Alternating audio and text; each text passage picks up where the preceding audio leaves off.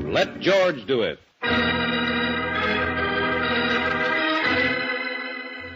The Roundabout Murder, another adventure of George Valentine. Personal notice, danger's my stock and trade. If trouble is a noose around your neck and it's getting tighter, you got a job for me, George Valentine. Write full details.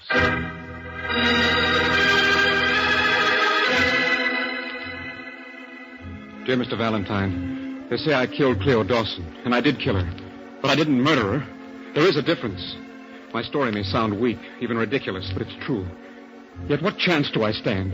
My own lawyer doesn't believe me. My wife turns away when I try to explain. The police say I'm not even a good liar. I don't know why I should expect you not only to believe me, but help me do something about it. Let's say right now, I'm just grabbing at straws. It's signed Arnold Kyle. You don't have to look at me like that, Miss Brooks. I know all about that letter. I saw it before it was mailed. Oh. I don't get it, Lieutenant. This may put us on opposite sides of the fence. Since when does that bother you, Valentine? Anyway, just between you and me and that blindfolded lady called Justice, I want you to see what you can do for this guy. Well, I've never known you to undermine your own case, Lieutenant. Miss Brooks, you haven't met Arnold Kyle. He looks at you with those big, blue, innocent eyes, and he makes you feel all dirty, all over. For even questioning that simple-minded story of his. I tell you, I can't sleep. I wake up dreaming about his open-faced mug and Okay, you sentimental Irishman. Pull up your suspenders and tell me what's making this such a hassle for you. The facts, you can't beat them, Valentine. Now get this picture and tell me what you do. Yeah? We're up in Cleo Dawson's cheap hotel room. The coroner had just examined her body. Arnold Kyle's been standing there all the time, taking it all in. All right. You heard the coroner, Mr. Kyle. This isn't suicide. This girl was killed by some quick-acting poison in whiskey. Now, what do you know about it? Nothing, I tell you. Who is she? Cleo Dawson, here from somewhere in the Middle West. I just met her 2 days ago. Well, you work fast, don't you? What were you doing up here in this room tonight? She came out here to get a job at a carnival. It didn't pan out. She was stranded without a cent. And so you decided to play the Good Samaritan. Well, what's wrong with that? If my kid sister were in a jam like that, wouldn't I be glad if someone tried to help her? Never mind that. Go on. I got Cleo this room and even fixed it with a friend so she could start working today at a drive-in downtown. Come on, what about tonight? Well, she didn't show up at the job, so I dropped by to see what was the matter. She had a rotten cold, so I told her she ought to take a drink and stay in bed. Kyle, why did you poison this bottle? Did Cleo threaten to make trouble between you and your wife? Don't be crazy. It was nothing like that. I was going to take a drink myself. Except all of a sudden, she keeled over, just like that. Okay. Where did you buy this liquor? I didn't buy it. Huh? Some fella gave it to me. A guy down at Donovan's Tavern, name of Walt.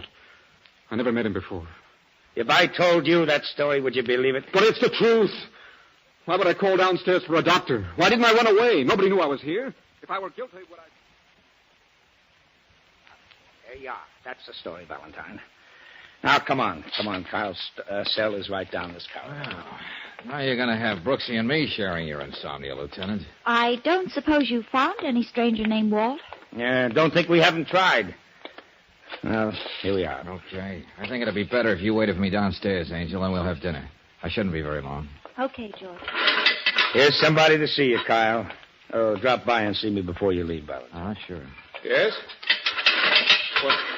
What do you want with me? My name's Valentine, George Valentine. Oh, then you don't think my story is crazy, do you? Or you wouldn't be here, would you? Now, calm down, will you? No, look at me. What makes me such a freak because I tried to help a poor girl who was down on her luck? And I know how the rest of it sounds, We don't too, have to go over that now. I've already checked. Well? How about this man in Donovan's Tavern who gave you the bottle of whiskey? Can you remember anything about him? I mean, something that might have slipped your mind when you were talking to the police? Well, that's the trouble. He looked like a dozen other people you might meet in a place like that. He wore a leather jacket and... Yes, sir? Sure, there is something. Something that made me notice him in the first place. He wore one of those wide, studded leather belts. The kind you see on guys when they're driving motorcycles. Huh? Well, what did this Walt say to you when he offered you the bottle? Now, I want his exact words. Well, let me see. He said, here, maybe you'd like to have this, mister. Morrison Club. The best. But I don't want it because I got no use for the Joe who gave it to me. And you ended up at Cleo's with your present. Oh, what's the use? It's even beginning to sound cockeyed to me. Now, listen, Arnold, you stuck to your guns so far. This is no time to run out on yourself. I know. We're going to go over everything that happened that night till it comes out of your ears, and then some more. Now, shove over so I can sit down.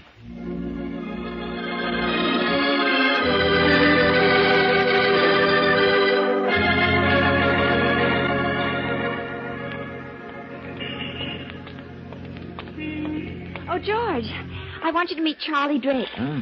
He's been waiting for you, too. Oh, what can I do for you, friend? You can brace yourself for a big moment, Valentine. I'm supposed to present you to that nationally known radio commentator and high caliph of corn, Wayne Medford. Hey, what is this? What's the game? Well, you know his program, Big Dramas in Small I'm Lives. sorry, Brooksy. I'm strictly a Terry and the Pirates addict. I dig up the great one's material and write it for him so he can prove to the world that he can read. Uh-huh. He does have a honeysuckle baritone, though. Now, look, Drake, I'm in a hurry. Medford's interested in the Arnold Kyle case. He thinks he might make it a cause celeb. Big dramas and small lives. Nothing doing. I'm not supplying any grist for a cornmill. This isn't just another human interest story. Touchy. The truth is, he thinks he can help you. He's got something on his mind. Why don't you hear him out? Shall we go?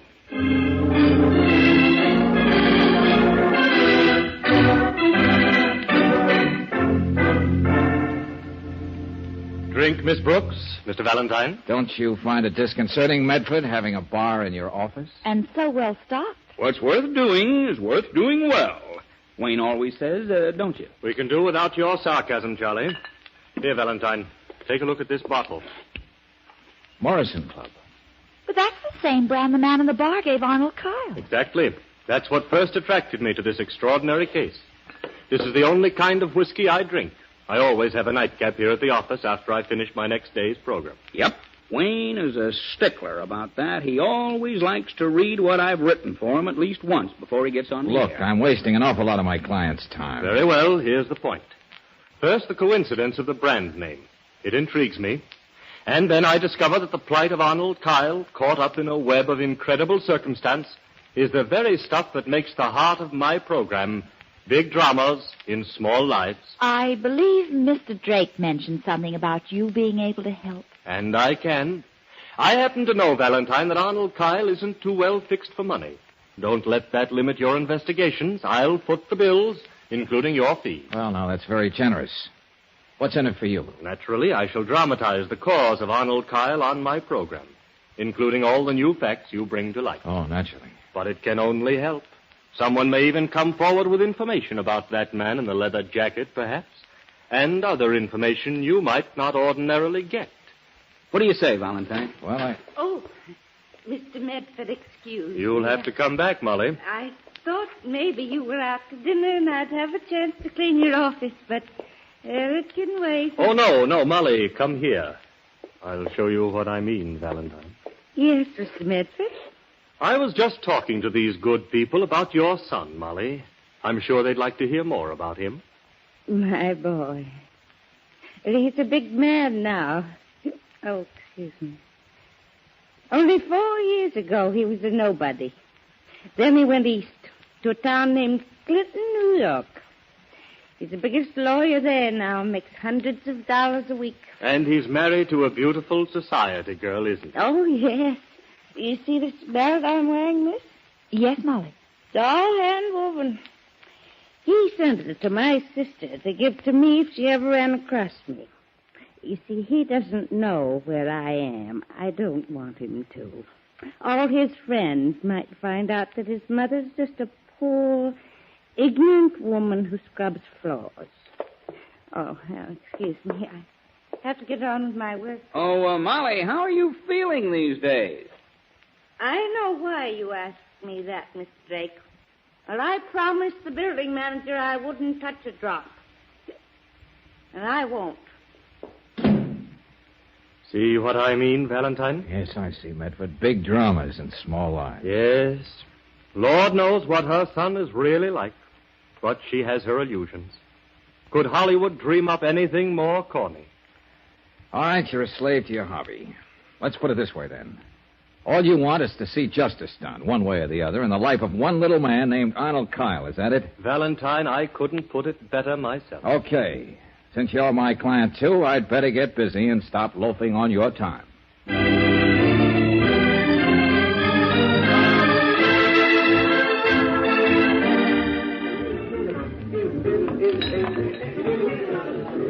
Nah, not at Donovan's.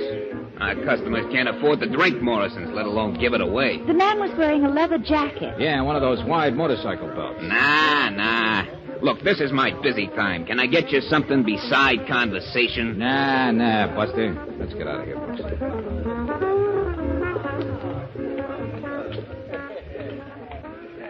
Okay, just a minute, Angel. What's the matter? You're not going back in there. Don't you know when you're as welcome as a crack in a glass The eye? bartender made a beeline straight for the phone booth. Oh. I'll be right with you, Brooksy.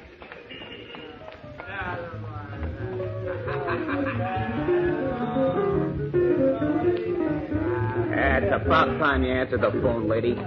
Look, go up to Walt Nielsen's room and call him, will you? Tell him it's Chester over at Donovan's place. All right, then. Wake him up if he's sleeping. It's important. Thank you, Chester. I know it's kind of late to be phoning, Mr. Grant, but as president of the Daredevil Motorcycle Club, you shouldn't mind a little excitement. Pardon me? Well, I just have to get Walt Nielsen's address and telephone number so I can tell him I can't go riding with him tomorrow. Pardon me? Oh, don't be silly, Mr. Grant. I bet Walt has dozens of girlfriends. I'll wait. You were right, George. This Walt character is a mess. Good. Oh, yes, Mr. Grant. Yeah, I'm putting it down. Rooming house at... Yeah. Oh, I don't know how to thank you. Pardon me? Oh, and happy motorcycling to you, too, Mr. Grant.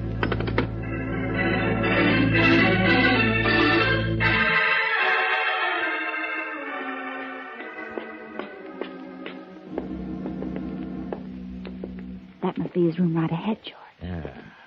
I'm just trying to figure out what to expect, how to approach this character. What do you mean, darling? Now we know Kyle is telling the truth. There is a man named Walt, and he's hiding out. But why? Well, he did pass on the bottle of poison liquor that killed Cleo Dawson. Well, even if he did it innocently, he's not too anxious to show his face. Well, there's another angle. According to Arnold, Walt had some kind of a fight with the person who gave him the bottle. If Nielsen was marked for murder, maybe that's why he's holding up there. Hi, folks. Hey, what are you doing here, Drake? Don't worry. It wasn't another coincidence. I was following you. That wasn't part of my deal with Medford. Yeah, I know, but I like to be close to the news when and if it happens. Well, you're real close now, Buster. But just stay from under my feet. See that the gentleman isn't bored, Brooksy. I got work to do. Okay.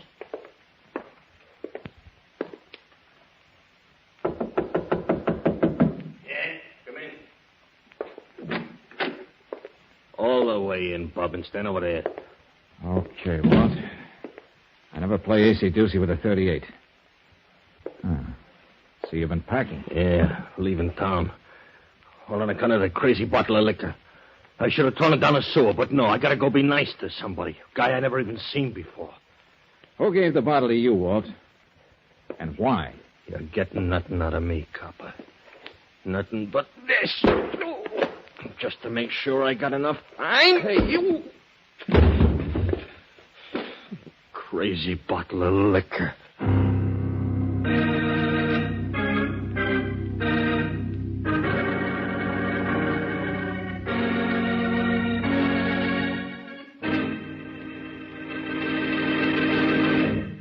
We'll return to tonight's adventure of George Valentine in just a moment. Now back to tonight's adventure of George Valentine. A man pours a girl a drink from a bottle. The young lady promptly dies. Said man, who winds up as your client, protests he didn't mean to do it. He says a stranger gave him the lethal bottle as a present. So, surprising even yourself, you find that big-hearted stranger, and he has a present for you, too. A sculling that's a work of art. If you're like George Valentine, when you come to, the recently acquired lump doesn't keep you from asking... Oh, Brooksy. Why did Walt Nielsen jump me like that? What made him so desperate? Darling, please sit down. You don't know what corner you're in. You're woozy. Oh, never mind about me. I think better walking around in circles. Now, what was that you said about Charlie Drake? Oh, okay, maybe this time it'll sink in. When I saw a man come out of the house with a bag, I thought it might be Walt. Yeah. So, when he hopped a cab, I told Charlie to follow him in his car. Then I found you sprawled out here on the floor. All right, okay. There's only one answer about Walt, Angel, and it's got to be that. Got to be what, George? It says in all the textbooks they give rookie detectives, murder has to have a motive. Walt had nothing against Arnold Kyle, didn't even know him. Yeah, that's right. So Walt thought the liquor was okay. He was still another innocent go-between for this flagon of coffin varnish. And that's something he could explain to the police. Well, he's trying to hide something else. Something he can't afford to talk over with the police. But where's the beginning of all this, George? I don't know. It may go back to the person who gave it to Walt, or even further back than that. Oh, Angel, this seems to be a very roundabout murder. Well, Charlie said he was going to call us here on the hall phone as soon as he finds out where Walt is headed. It's 11 o'clock now. Oh, what a game, Brooksy. Bottle, bottle, who passed the bottle?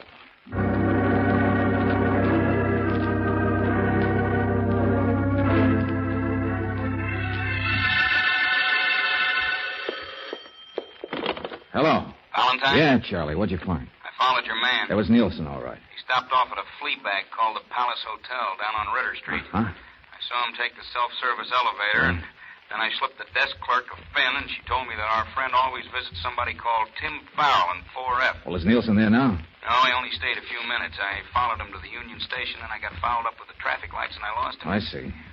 Well, that's about it, Valentine. Okay, thanks a lot, Charlie. Sorry to put you to the trouble, but I was, indisposed. See you in the morning.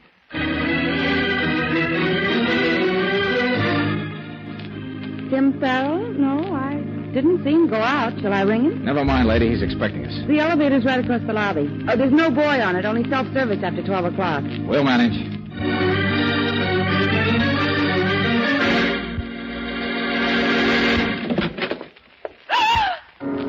Easy, Brooksy. Oh.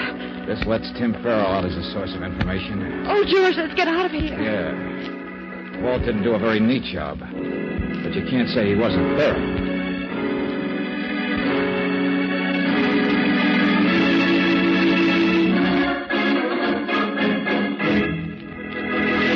Well, Valentine, it's about time you showed up.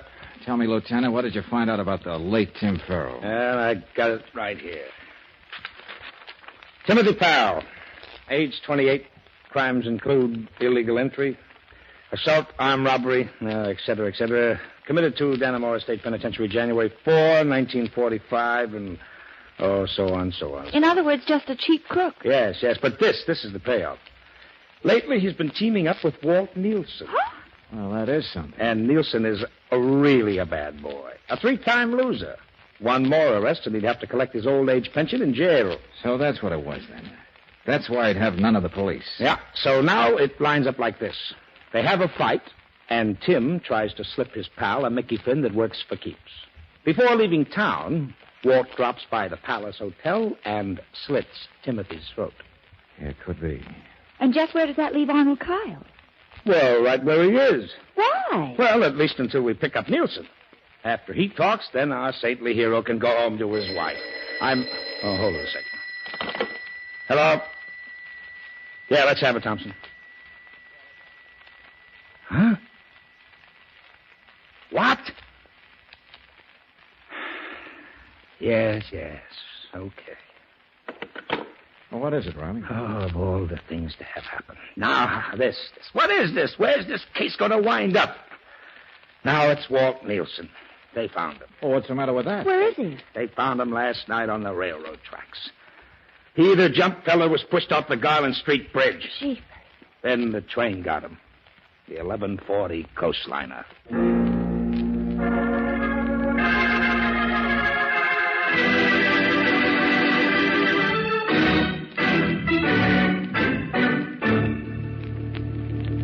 Valentine, I want you to trace this thing back one more step.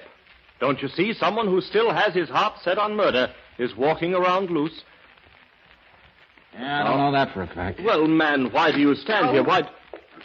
Dear, here I go walking, and again before you're ready to leave. Please excuse me, Mr. Medford. That's all right, Molly. Hey, Molly. Have you heard any more exciting news about your son? I heard it. What's the matter? Aren't you feeling well? I'm fine. I'll clean up when I come around later. I'm sorry, Mr. Medford. Excuse me. About my son, mister. I can tell you he's better off now than he ever was. Poor creature. Well, Valentine, we're still in business, aren't we? Uh-huh. At least until I find out one thing. What's that? How a man can be murdered after 12 o'clock by someone who was dead at least 20 minutes before the witching hour. You mind shedding a little light on that, Valentine? Yeah. Soon now, gentlemen, very soon. Come on, let's go, Brooksy. Whether you know it or not, you're a very important witness to this discrepancy in time. Am I? Well, what do you know? I'll be in touch with you, gentlemen. Good night. Good night. What do we do, George? Stand here and count 10 before we go back in? That ought to be enough time, if I'm right. Oh, it's a long way from Cleo Dawson's hotel room to... It begins. George! Oh, golly. Oh, my shoulder. He shot me. I'll take that, Medford. Oh, but listen, Valentine. Don't you stand there. Give me a doctor. Brooksy, help me get Charlie on the Yeah, couch. George, yeah. Just as soon as you and Miss Brooks left, he came at me with a lot of wild talk. I just got the gun out of the desk drawer, but I didn't shoot him. What are you talking about? You'll see when they get the bullet out of him. The shot came through the French doors on the balcony. Where does that balcony It lead? goes right around the building. I just thought of something. Brooksy. Yeah. Call Lieutenant Riley and tell him what happened. Medford and I'll be right back. Okay.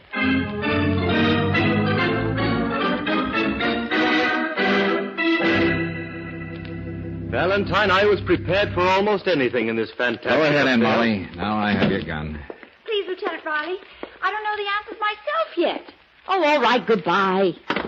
Well, friends, now the circle is neatly closed. I don't understand. That bottle of Morrison Club came from this office. I should have known that when Lieutenant Riley read the late Tim Farrell's police record. Oh, I'm sorry, Molly. Your son, wasn't he? Oh. You tried to build him into something decent in your mind. Big lawyer in Clinton, New York. That's where the Dannemora State Penitentiary is. Big success in 4 years. That was the length of Tim's term. He was committed in 45. Yeah, that's right. Now I remember. And this leather belt you're so proud of, Molly, this is what the prisoners make in the Dannemora workshops. Oh, all right. Now you know, mister. Tim got that bottle from you, didn't he, Molly? Yes. I stole it from your bar, Mr. Medford. Tim took it away from me because I'm not supposed to drink. But who poisoned it and why? You may as well answer that, Charlie. And you know you can. All right, Valentine. I poisoned the liquor. If people hadn't started passing it around, this egotistical windbag here would have been called just another suicide. I knew it was you, Charlie. That's why I hired Valentine and didn't want him to stop until he found out the truth. But Walt and Tim. Unfortunate casualties, Miss Brooks, just like Cleo Dawson. Except with them, I was forced to get rid of them if I was going to save my own neck. I thought the whole thing was your fault because you hated Mr. Medford. That's why I carried the gun. It was Tim's. Tonight from the balcony, I heard you admit what you did, and I wish I had killed you. Now, Mrs. Farrell.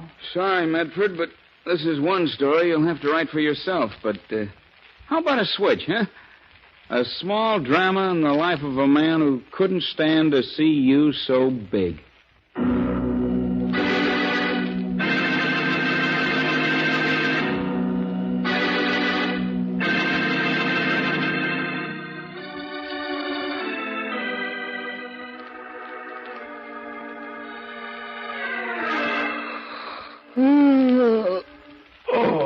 Oh, you don't know what a relief it was to send Arnold Kyle home to his ever-loving wife. Yeah, I can imagine, Lieutenant.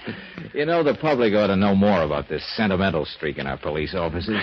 Well, it's a fact. That guy was beginning to gnaw on my conscience. I couldn't sleep. I walked up and down all night, and Mrs. Riley thought I was going crazy.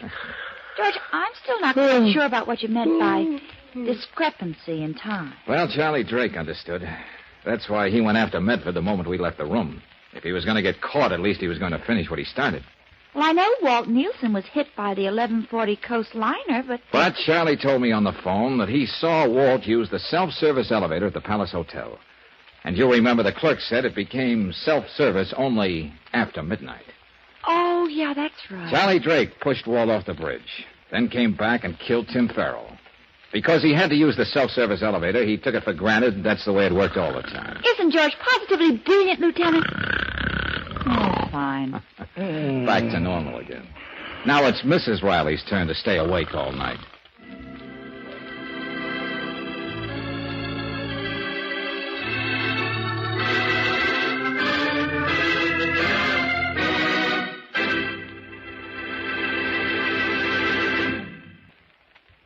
Let George Do It stars Robert Bailey as George, with Francis Robinson as Brooksy. Wally Mayer appears as Lieutenant Riley.